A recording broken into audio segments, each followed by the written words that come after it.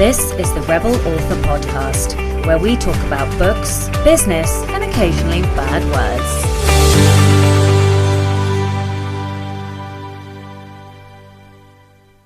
Hello, Rebels, and welcome to episode 34 of the Rebel Author Podcast.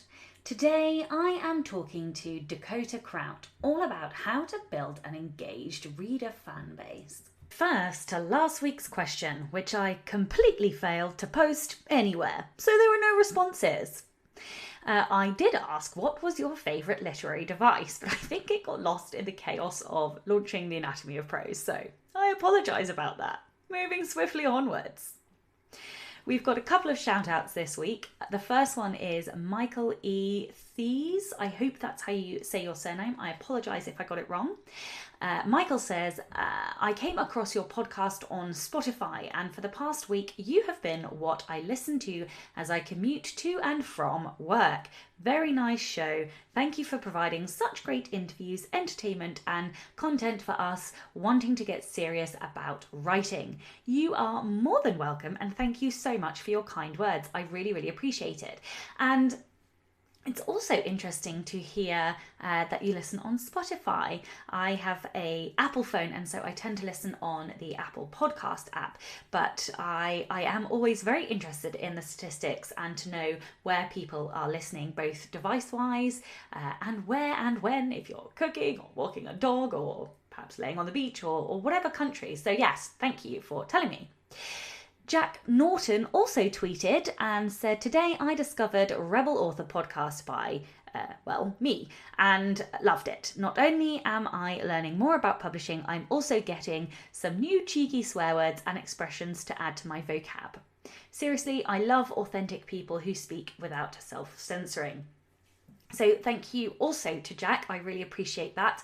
And I absolutely do love to be authentic on this podcast. That's why I rant and rave and obsess about writing and the publishing industry and marketing and all of that good stuff. And also, I swear, like a trooper with a really bad potty mouth.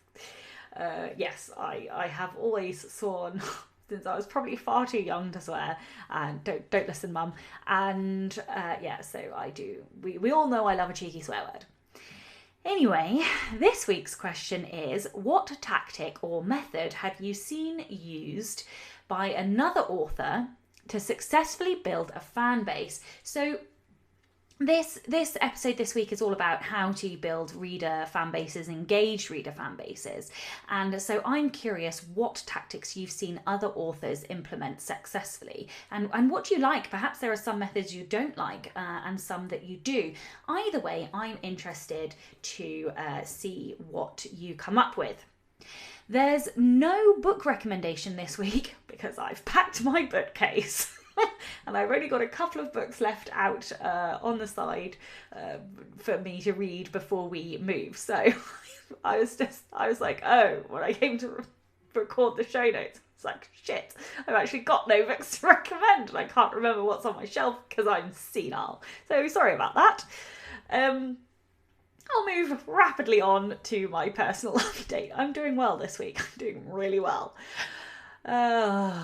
Personal update, right, yes, so I launched the Anatomy of Prose, wahey! I would love to take a moment to stop and thank the street team who were phenomenal, and I will be promoting all of the reviews and the posts and everything, all the articles, wherever people were kind enough to share about the launch over the coming few weeks. And I would also like to take a moment to thank anybody who shared, even if you weren't on the street team. I am supremely grateful, and without people like yourselves, launches fall flat on their face. So yes, from me to you, thank you very much. And last but by no means least, thank you to anybody who has brought a copy. I am so grateful. The launch was extremely successful, and I am just pleased because I know I've said this already, but I really am so proud of this book, and I really do think it will help a lot of people. And so the fact that it's been purchased and people have been reading it makes me very, very happy. If you have brought a copy and you have finished reading it, or you are nearing the end of reading it, then I would be super grateful if you could leave a very short, honest review on whichever platform you purchased the book. So for the rest of this week, and I'm a little bit late in recording this, it is actually already Monday the 1st of June, and usually I record this on Friday, Saturday or Sunday, so I am very late. Also because I was basically in a post-launch coma this weekend. But yes, for the rest of this week, I know, wait for it, guys. Try not to fall over. I'm actually going to take a rest. I know it's controversial, I know. But yes, I am, well, when I say rest, I mean packing my entire house because we're moving next week. It's not quite a rest really, is it? But it will do. So yes, for the majority of the week, I will be packing because we are moving, hopefully around the 10th of June. Better be, because we're out of here on the 11th. So yeah, hopefully before the 10th of June, we will be moving. So I am not sure yet whether or not there will be an intro to next week's episode. I will try to do one, but it may be that I do one slightly sooner and therefore there isn't as much to update. Anyway, I am still working on the Anatomy of Prose companion course. I will be filming that once we're in the new house. So at the moment I am creating all the slide decks and the downloads and all the marketing material and stuff for that. And I am also finishing the secret non-fiction book that I have been working on, and somewhere in there taking a rest. Rebel of the week this week is Kelly Malacko. I hope I, again, have said your name correctly. It's a very short rebel this week, but I adore it. So Kelly says, I coach boxing yoga. So I took all of the peace and light of yoga and fucked it up with aggression. Which, when I read this, I had such a giggle because it's such a juxtaposition of two sports, and I absolutely loved it. If you would like to be a Rebel of the Week, then please do send in your story. It can be any kind of rebellion, big, small, or somewhere in between. You can email your Rebel story to rebelauthorpodcast@gmail.com or tweet me at rebelauthorpod. One new Rebel patron this week, Carey Hardiskey, and Carey came in at the Rebel Warrior tier. So she now has access to my private Rebel Author Slack group. And for those who don't know, the Slack group is, I guess, kind of like a chat group, very similar to Discord, where all of the patrons are in there and they ask questions about writing, marketing, publishing. Sometimes there's some joking and banter and all of that good stuff. And we generally have a great time. Another huge thank you this week to all of my current patrons who help to keep the podcast running. And also, I say this all the time, but you know, I really do mean it. They make me feel like what I'm doing is helping and worthwhile. And yes, so thank you. I really do appreciate all of your support. If you would like to support the show and get access to all of the bonus essays, posts and content, you can from as little as $2 a month by visiting patreon.com/Sasha Black, and that's Sasha with a C and not an S. Today's show is sponsored by Kobo, so I will play a word from the sponsors and then get on with the show. Hi, I'm Stephanie. And I'm Tara. And we're from Kobo Writing Life, Kobo's free, fast, and easy self-publishing platform. KWL was built by authors for authors, and our team of dedicated book lovers is always working hard to help authors reach new readers around the world. Our author-first approach is why we built our promotions tool, an easy and affordable way for you to market your book directly to Kobo readers right in the KWL dashboard.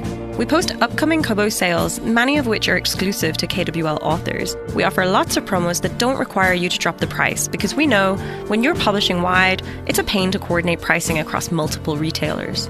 Are you using free as a marketing strategy? You can submit your books to be featured on Kobo's free page, which gets a ton of traffic. If you're a KWL author and don't yet have access to the promotions tool, email us at writinglife@kobo.com and we'll get you sorted. We're all about providing stellar support. If you want to learn more about KWL, check out the Kobo Writing Life podcast, available wherever you get your podcasts, and find us on social. You can create your free account at kobo.com/writinglife. We hope to see your books on Kobo soon. Happy writing! Hello and welcome to the Rebel Author Podcast. Today I am joined by Dakota Krout. Dakota is a best-selling author who was chosen as Audible's top 5 fantasy pick of 2017. Dakota has been a top 10 bestseller on Audible and top 15 bestseller on Amazon. He draws on his experience in the military to create vast terrains and intricate systems. His history in programming and information technology helps him bring a logical aspect to both his writing and his company, while giving him a unique perspective for future challenges. Dakota and Danielle Krout, a husband and wife team, are the founders, owners, and form the executive leadership of the indie publishing company Mountaindale Press. Mountaindale Press focuses mainly on lit RPG and game lit titles. Welcome. Thank you so much for joining me. I invited you to speak to come on the podcast because I'd seen you speak at one of the 20 Books conferences. I think it was the Edinburgh one. And I was absolutely blown away by your fan base and how you had created your fan base. But before we get into that, can you tell everyone listening a little bit more about your writing journey and how you got to where you are now? Absolutely. So first off, thank you for bringing me on.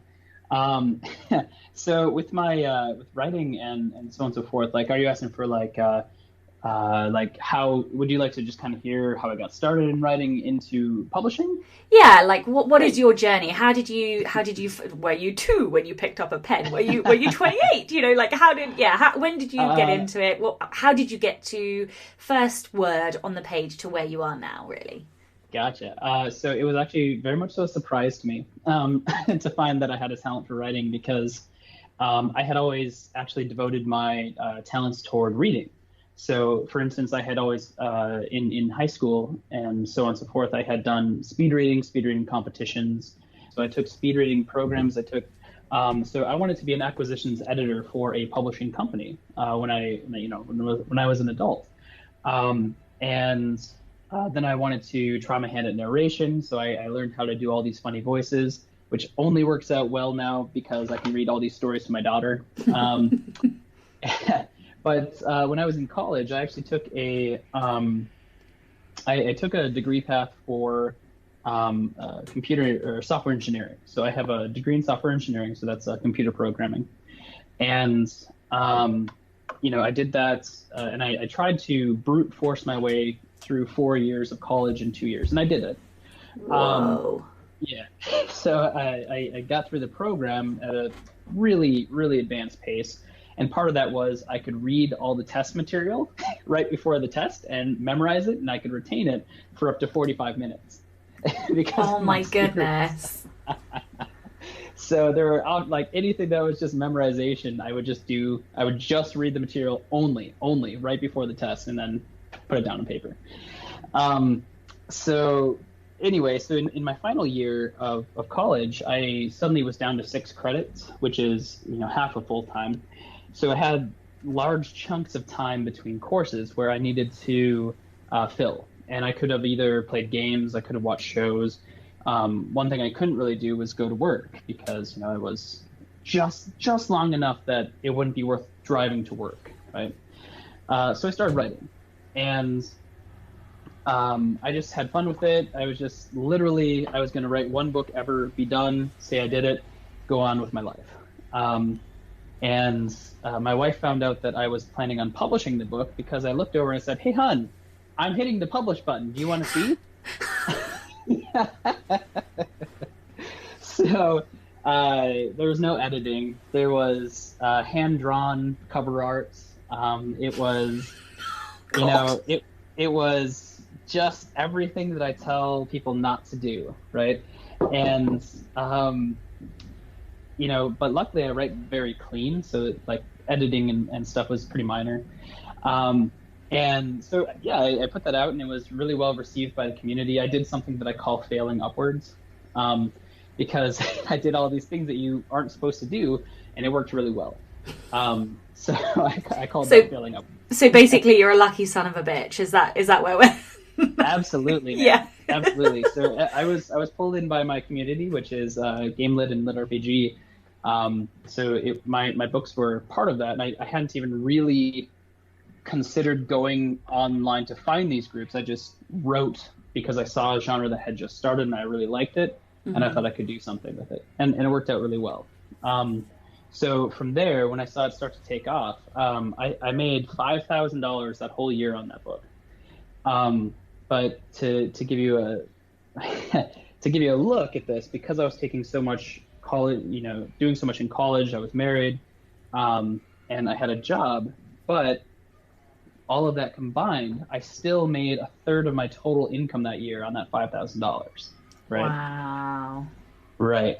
So, just absolutely dirt poor. And that's okay, because I was a college student. And so I said, hey, there might be something to this. So I took a month and I wrote the next book. I took a month and I wrote the third book.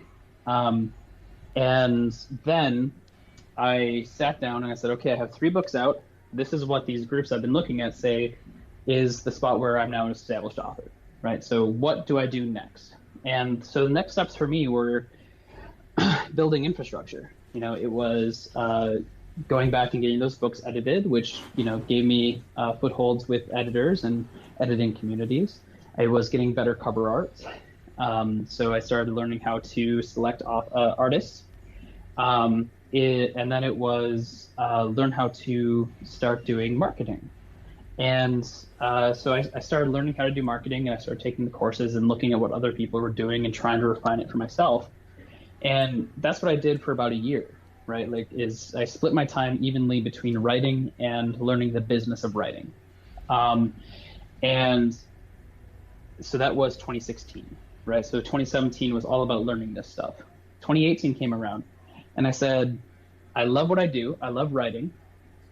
I want to do this full time.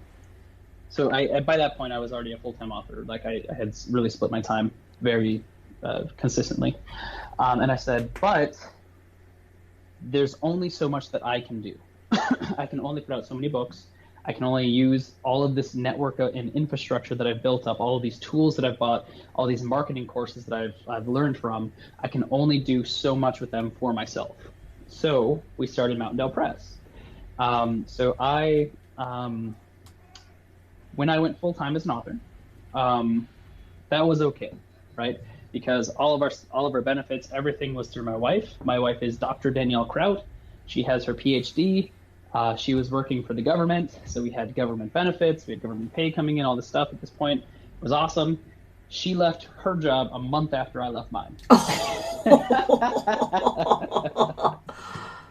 So we had just had our daughter a couple months before that, so we were, we wanted to be with her, spend the time with her, and we were making good money with what I was doing in writing.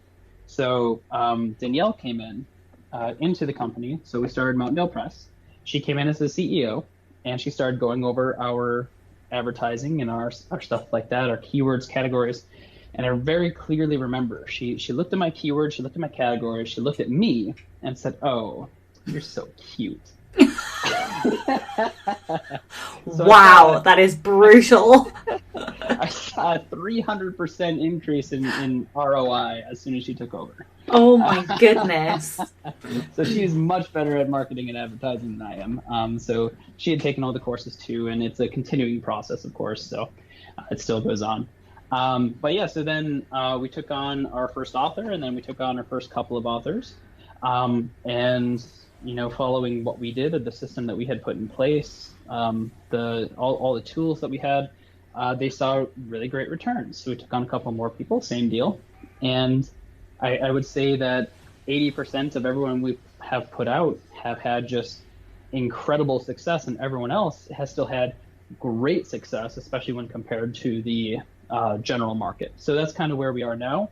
And we're building up our infrastructure and looking for ways to do better by our authors and do, always better for the company, of course. Mm-hmm. So we do full production from not rough draft, but first final draft. We take final draft and we do it all the way through audio production. So we do artwork, cover arts, editing, narration, marketing, the whole thing. So that also means, though, that we do take on authors very slowly.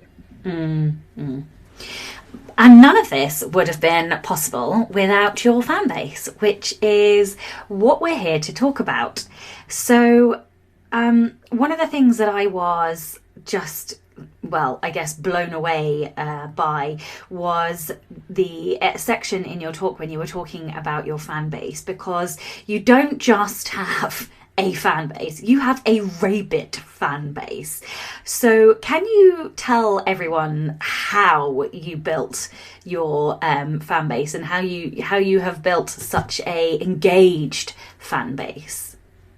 Absolutely. I mean, so just like with anything else, there's elements of luck, right? So I'll walk you through what I did, but I do have to say that what works for me might not work for someone else. So don't take it as gospel. So for me, the way that I do things is that I really try to make personal connections with people. I do something that I call relational marketing, and so what that is would be best described as when I reach out to people, I try to make a relationship with them. Right. So I try to talk to someone, get to know them. I try to answer questions when people send them in. I try to make myself available via video and do AMAs or Ask Me Anythings and stuff like that. The other thing is when I say that I have a book coming out and I give a date, I make sure that goes out. Right. I don't tell people, hey, I'll have a book out in February. I would only do that if I had a pre-order set. I'll say I have something coming, hopefully in the next few months, right? So the biggest thing for me has always been making relationships between people. And I feel that serves me very well, both in business and in fan base. Because when people know that you want to be friends with them, like I want to be friends with Sasha. Right? Like I want to talk to you. I want to hear what you have to say. I want to learn about you. I don't want to just go on your podcast. We've been in conversation for almost 6 months, 8 months now. Something like that. Yeah. Yeah. So all of these things is a build up to just have a friendship, basically. And so that's what I've always tried to do with my fan base as well, is be actual friends with them. So what I do, like I said, is I make myself available on social media. I go on places where I can rapidly answer questions, such as doing AMAs, all sorts of fun stuff like that. That's a big part of things. So I think a lot of people might feel what's the word,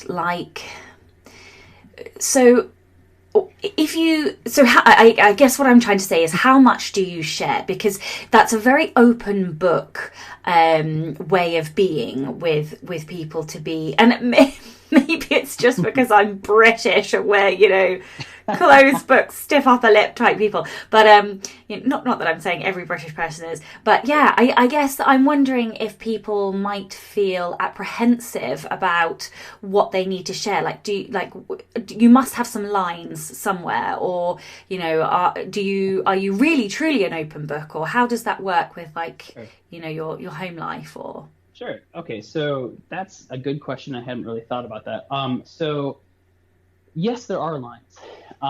So what I do and what I share, I try to be exactly who I am in person as I am online. We've met in person, and I think I'm very much the same in person as I am online. Identical. Okay, perfect. And that's exactly what I want to hear. So there's two parts to that. One is I determine ahead of time what I want to be, right?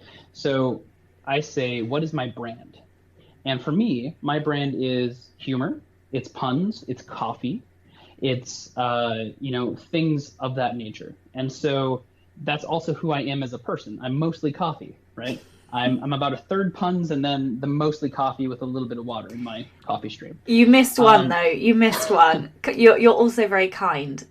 Oh, well, thank you. Well, I mean, that's, part and parcel with being successful in my mind, is if you really truly try to be a nice person and actually a nice person, not just acting like a nice person, people notice that. And so I really agree. Thank you for saying that, because that's something that I really strive for. But part of my brand, right? So setting up who I want to be ahead of time and who I want to show publicly is going to be very set, right? Like, I'm not going to go out and post videos of me swearing like a sailor, or like drinking heavily, or unlike me. No, and that's fine. Like, that's the thing. If that's part of your brand, I see people all over the place like that. They do shows where they'll hop on and like narrators. I've seen narrators go on and do trying to narrate stuff while drinking heavily, and it's just for fun, right? And that can be really fun. But I have tried to set who I am as a person, and that is who I show publicly. Yeah. Right. Yeah. And I really try not to deviate from that, especially in any public way or anything that's written. So branding is a very important thing with determining who you are and who you're going to show your fan base, because the more true you are to that, the more people will resonate. You know, like if they like that, they'll stick around. They'll be a part of that. They'll participate. And how did you come to those things? Because I know that because some of this was in your talk that I listened to, and I know that I came away trying to think about what that meant for me, and I ended up I guess doing a little bit of research and, you know, digging deep, and where I came to was my values. So for me, it's being motivational to other people, being knowledgeable, but also being rebellious, which is why I swear like a potty mouth. I have a terrible potty mouth, and I'll occasionally drink gin on a live Facebook. But it was, definitely your talk was the driver that got me thinking about, well, actually, who is it that I am, showing, who am I putting, and for me, those three values or elements of myself are probably the things that I love most. It was very easy to come to that. But for people who don't necessarily know where to start, like, how did you think about, the humor and the coffee and the generally being not a dick? How did you get to those?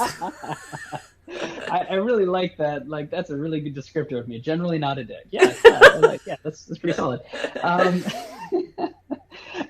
So it's very hard to pinpoint exactly, right? For me, although it might not seem like it, public speaking or anything that I know is being recorded, or cameras or anything like that, has always been extremely difficult for me, right? I'm not a good public speaker, or at least I wasn't. And so what I did is I did a lot of research into how to fix that aspect of myself to be more presentable to the public, right? And so I dived into how to win friends and influence people, right? So Dale Carnegie's like classic book on self, doing better. And that really kind of helped to drive home what about me was important to me, right? Other things, just in marketing, like you look at stuff and you say, what do I want to do? How do I want to show this? So it's kind of half marketing and half like how to win friends and influence people, right? I knew that as an author, I need people to follow Dakota Krout. I don't need them to follow a book series. I need them to buy a book when it says Dakota Krout on it, right? And so for me, it was an easy choice. Like I said, what about me is always going to be there? What about me do I like and I want to be public, right? Because there's parts of me I don't want to be public, right? Like I'm a bit of a slob, right? Like I clean up my office every other day, and I usually am taking up like 6 to 7 coffee cups. I eat my meals are prepackaged, like they come in the mail now, because that way I can just grab something and have it, and that's my whole meal. And then so I have all these like wrappers that go in like a little trash can by my desk, and that fills up every other day, right? So like just stuff like that, I try to stay very clean, but like to me, I'm a slob. To everyone else, they're like, you are a normal human. So, but yeah, I mean, like, so I try to determine what about me I want to be public. And I know that humor is always my thing. puns are always my thing, and coffee is just universally accepted, right? Like, no one's gonna say, oh man. They might be like, hey, I don't drink coffee, but I understand. Like, people know what coffee is and that it's a, fun. And I have been drinking a lot of tea recently. Thank you, London. That I brought home a scarf and tea and not coronavirus. So it was a really solid deal. Too soon. But yeah, so I would say that setting up branding for yourself, setting up what you want to show your fans, what you want to show people, is something that you should determine as early as possible, right? So if you're having trouble with that, just like you said, try to list things that are important to you, like core aspects of yourself, and say, is this something that is socially acceptable that I can show to people, and then be that person, right? Mm-hmm. And that's, the best advice I can give on that, I think. Yeah, I'm all kinds of thinking about marketing and branding, and I really liked what you said there about the elements that are always going to be you regardless of the books that you're writing, because that's something that's really salient for me right now, because I want to basically, I've been writing young adult fantasy, but the further the series goes, the much significantly less young adult it is, and so it's much more adult, and the next book I'm writing is more contemporary young adult, and then the next series that I've been cheating on my whips with is very definitely like adults, magicians, so I guess urban fantasy. So I'm like, I really don't want all of these pen names. What is it, how can I brand these books so that I don't have to be 4 different people. Exactly. So yeah, that's really interesting. Yeah, absolutely.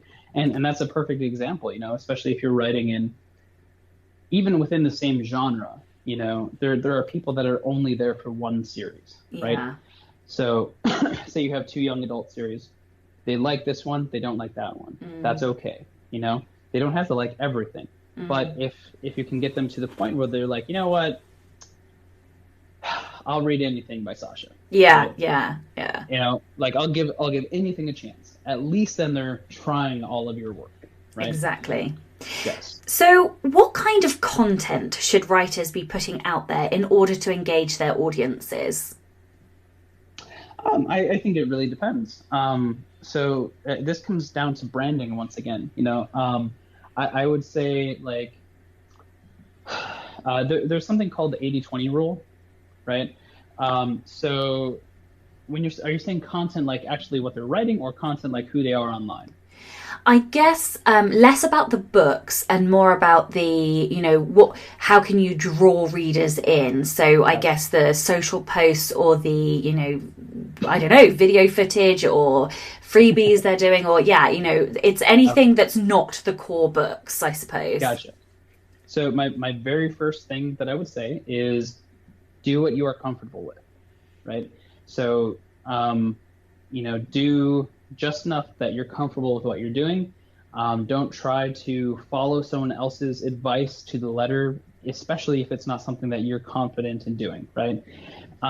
So there's something called the 80-20 rule. And the 80-20 rule is the idea that 80% of what you put out should be content that is not trying to make a sale, right? You're talking to your fans, you're talking to other people, you're putting out memes, you're showing up on Facebook Lives or wherever you go live, doing all these things, putting up little videos or clips. It's things to make people engaged with you as a person, right? So there's an author that I really like in my genre. His name's Malacko, and I really hope I said that right. It's a very long last name. And one of the things that he does is every day he just puts up memes. Like he literally scours the internet for hours every day to find the funniest things that he can find, and then he just puts up 3 of those a day. And that's what he does. That's a huge part of his brand. So stuff like that that's what he does. I don't really see much of him beyond that, unless he's talking to people individually. There are other people that only do Facebook Lives. And, you know, all of this stuff is completely fine. It's more about finding something that you can do consistently, I would say, more than anything. So go out there, do awesome things that, you know, follow your brand, and people will resonate with that. Okay, so thinking now about less about the positive things that people do and more about the mistakes. What kind of mistakes do you see writers making when trying to build a fan base? Sure. So a lot of the things that I see as mistakes, other people might not see as mistakes. So this is all just my personal perspective. I'm just putting that out there. So first off, what I see a lot of the time is cover art, right? Say you get a book, like you're writing a book, your artist has come to you with your art and you love it. You love that art. You want everyone to see that art. So you put it out and you say, guys, here's my next book that's coming. And everyone gets very excited. They see your artwork. It's beautiful. They know it's gonna, like, they know they want it. But guess what? You don't have a pre-order for another 2 months. You don't have your book ready to go for another 2 months, whatever it is. So you put these things out, you build the hype, and there's nowhere for them to go. So all of a sudden you're like, oh, why is no one grabbing this book day one? Like, I'm so surprised. Like, everyone was so excited back when I showed them this cover. Everyone was telling me they wanted this book. Well, it's because you've already used up your hype. So I've definitely made this mistake. Sure, and that's a thing. Like, it's a thing. I definitely recommend to authors, especially, to literally write down what your steps are. Like, make a system for yourself. Say, when I put out a book, I do, and then you have step 1, step 2, step 3, right? So your cover art comes in, you hold on to it, and then you say, look at this cover art, it's so beautiful. Click here to pre-order the book. Click here to buy the book. That's when I recommend people do something like that. Let's see, other mistakes. Let's see. So these groups, right? So there's so many groups on like Facebook or Twitter, Instagram, all these different places where you can post about your books. And one of the things that to me is a mistake, but may not be to other people, is that, say you can post on a Friday and you can post in all these groups on Friday. Well, oftentimes what I'll see is I'll start scrolling down and I'll see the exact same thing 4 times in a row, right? Because I'm in these 4 different groups. They literally copy, paste, copy, paste, copy, paste, copy, paste, enter, enter, enter, enter, right? And so then it's there on all these groups, but there's a lot of crossover between these groups, right? Like, if you're in one group for this, for like YA, you're probably in another group for YA. You know, if there's 5 groups, well, if you're an author, you're probably going to be in 5, 6 groups. If you're a fan, you're probably going to be in all of them, right? So now all of a sudden you scroll down and you see 5 in a row and you're like, oh, wow, geez, okay, moving on. But if you space those out over the day, say, hey, you can post Friday. Well, I'm going to post it at 10, noon, 3, 5. Then, you know, you get the 7 touch rule, which is the marketing concept that someone needs to see something 7 times before they'll take it, before they'll touch it, right? So you say, oh, okay, well, spaced out through the day, I keep seeing this person. All right, fine, I'm going to go and see what it is, right? So kind of just spacing things out, taking it slower, trying to make things more personalized, like, say this group over here likes this group over here likes this, so on and so forth. Just the little things matter, right? Absolutely. Yeah, and if you take time to take care of all of those people in all of those groups, then they will like that, you know, they'll respect that. Like, who doesn't want to feel loved, right? Only someone who's cold and dead on the inside. No. Jeez. So dark, Sasha. Hello, I am like the queen of villains. Okay, so what are some practical, actionable steps or tips that authors can take to grow their fan base? I probably should have pre-warned you that I'm like the queen of villains before you before you came on. But yeah, sorry. What are some practical, actionable tips that authors can take to grow their fan base? Gotcha. First off, in case you hear me coughing, it's just because it is now spring and there's pollen in the air. So no worries there, anyone who is a fan. So the practical, actionable tips.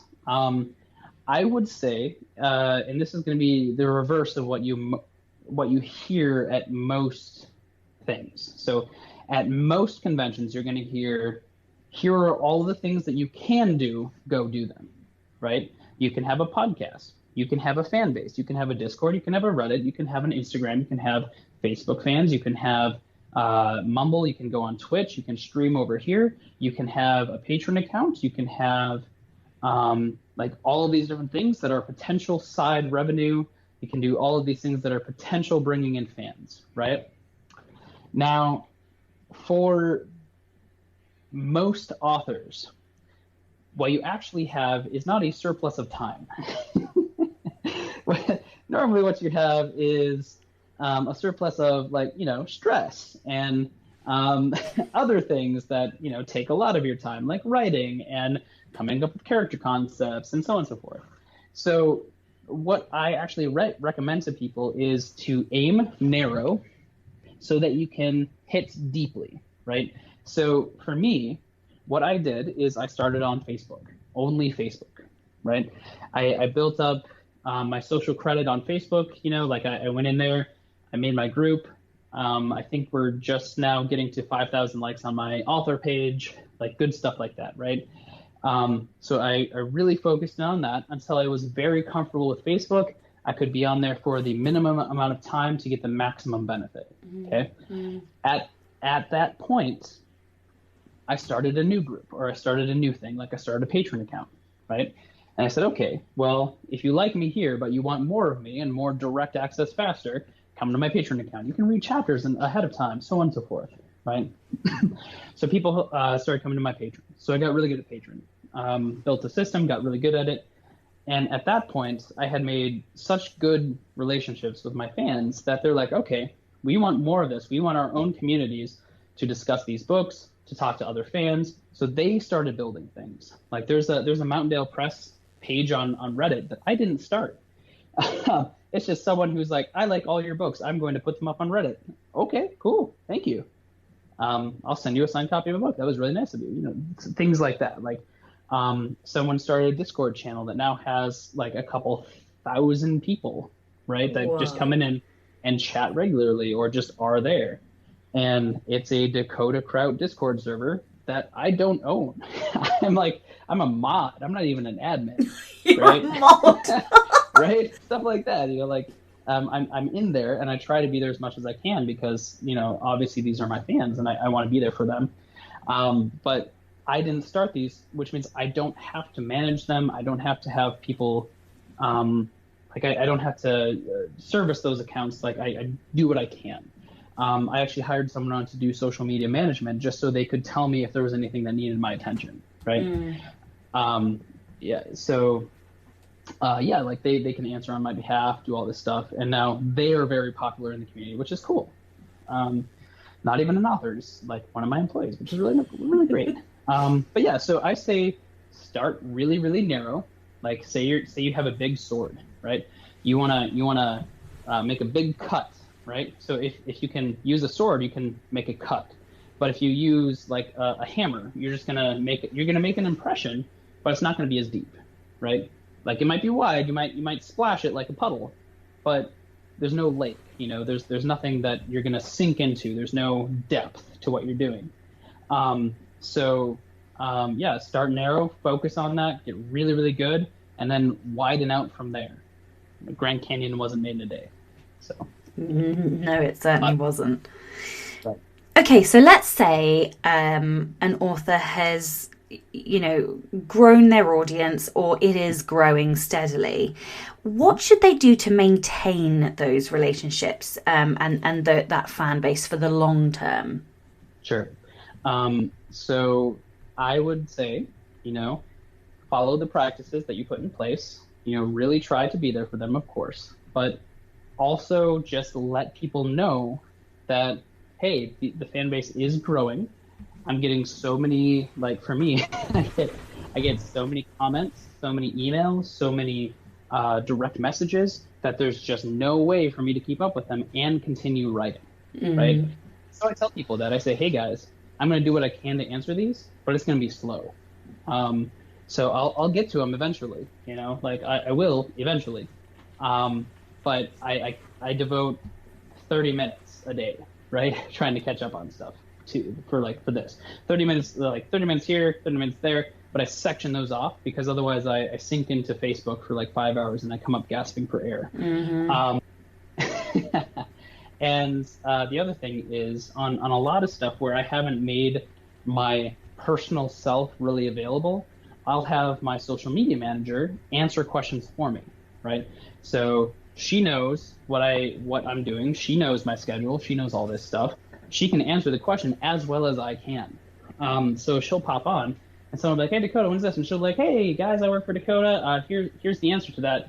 And they know her. So they know also that I'm super duper busy trying to manage my life. So yeah, at least they're getting an answer. They're getting someone who is part of my company so they can speak on my behalf, all stuff like that. It really matters to people.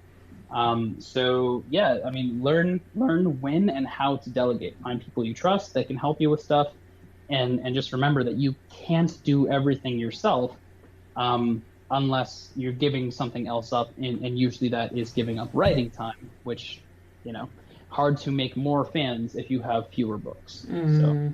Absolutely. And I think that's a really hard lesson because a lot of indie authors are also control freaks. So it's actually quite hard to give up, that kind of control. But ultimately, it's essential really, because like you say, without the books, you don't have anything anyway. So, okay, this is my favourite question always.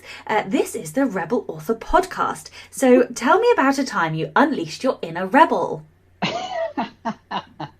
Oh boy. So there's so many things, but what's appropriate for me to say? So I'll tell you one thing where I accidentally ran from the police. How about that? Go for it. That sounds hilarious. Okay. So when I was first getting out of active duty in the Army, I was working overnights as a security officer so that I could go to school during the day, right? So I would start it at midnight. My shift started at midnight. I would get home at 8, I would be done with work at 8, just in time to get to class at 9. Okay. Well, this night I worked a different shift where I got off at midnight. So I was driving home, and by now it was 2 a.m. Because I had some other stuff I had to do first. So I was really tired. I was just shy of getting home, and I was, again, 2 a.m. So it was a smaller community. No one was on the roads, right? It was fully empty, 100%, no one out there. Well, I was coming up to a red light. And again, there is no one. So I slowed down at the red light, and I just kind of took in America, you can take a right turn at a red light, right? So I took a right turn, I pulled a U-ey, and I took another right turn.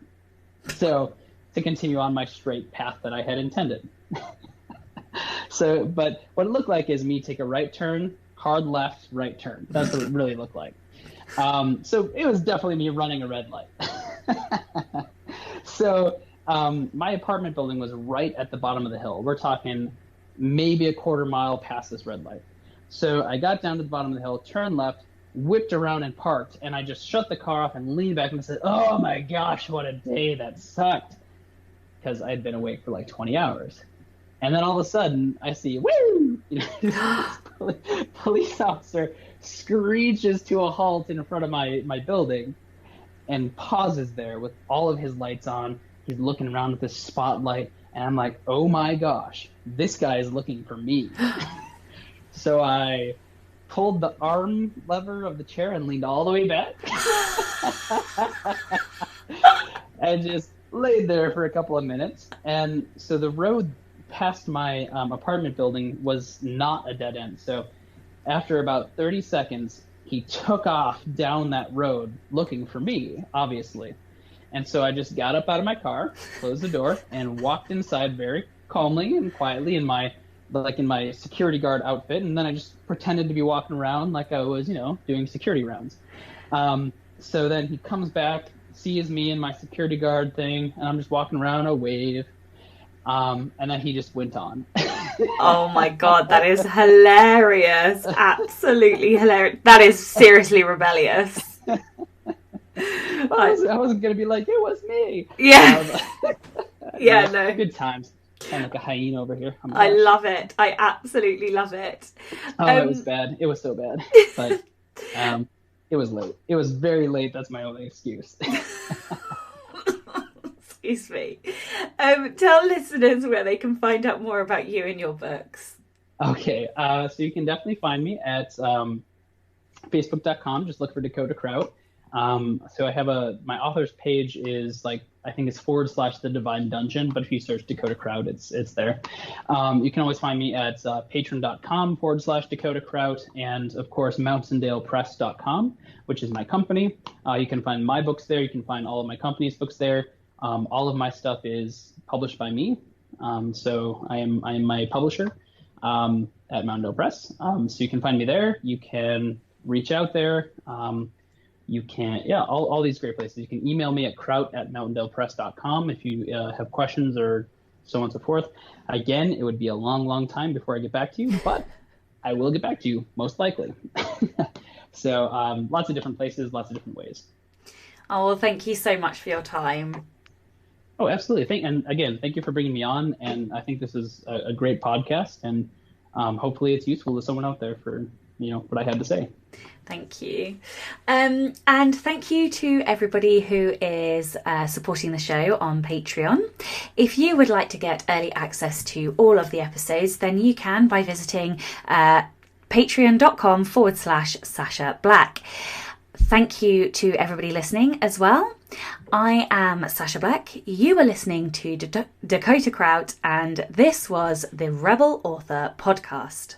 Next week, I will be talking to Claire Lydon, and we will be talking about how to create romance and also how to create lesbian characters and lesbian romance in particular. So join me next week for that. Don't forget to tune in and subscribe on your podcatcher. And when you have a moment, please leave a review.